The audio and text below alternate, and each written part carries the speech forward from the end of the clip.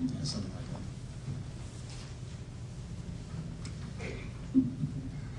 that. I think I was about 13, somewhere around there, when I first discovered something was wrong. I was getting out of the shower, thinking that a particular TV show I had never seen should have an episode in which the lead actress never got around to wearing clothes. Then I looked down and made a terrifying discovery.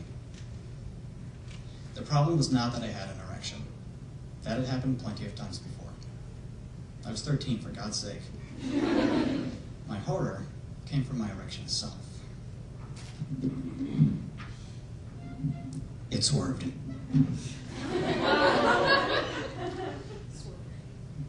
I couldn't believe what I was seeing. It had never done that before. Had it? Why had it suddenly veered off course after 12 years of straight shooting? I was right-handed. Did that have anything to do with it? Or worse, was it because my penis knew only too well that I was right-handed? Most importantly, could this turn of events, and wiener, be corrected? I decided immediately that I had to stop masturbating. That resolution lasted about a day.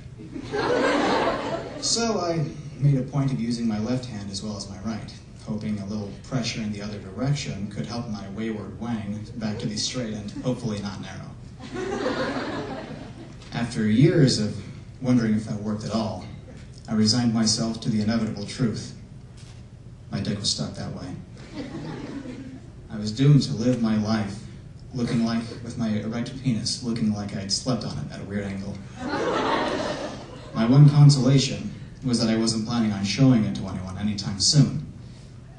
It was a damn good thing I actually agreed with my parents about abstaining until marriage. By my own estimates, I would be at least in my later 20s by the time I got married, if and when I did.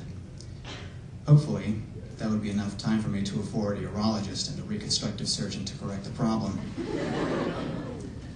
Time passed, and my anxiety over my penis's direction in life worsened.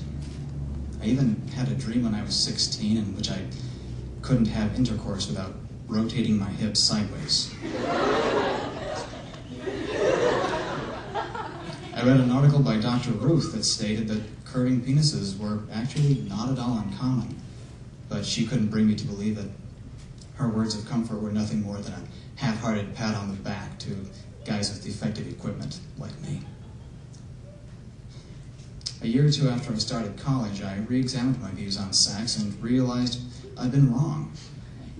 Sex wasn't a sacred ritual between two people who had signed a contract, but a mutually enjoyable expression of love, friendly and possibly romantic love, for marriage or not.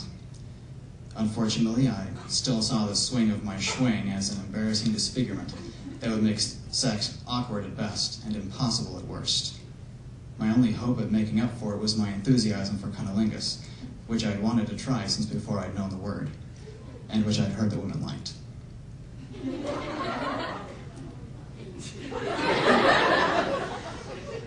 Then a friend from high school emailed me and said she was considering going to my college. How about a visit while she was on campus? We'd always shared an attraction, and she offered to make good on it, now that the idea of premarital sex didn't bother me. I answered that I'd be happy to take her up, but warned her that my sword was a katana. Her reply?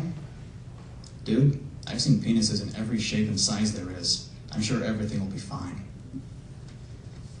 The visit eventually fell through, but her words stuck with me like Dr. Ruth's never had. Maybe I wasn't so different or so dysfunctional after all. Maybe.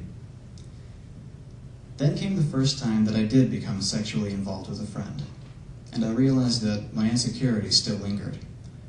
Cunnilingus turned out to be even better than I'd imagined. For the record, her exact words were, "Are you sure that was your first time?"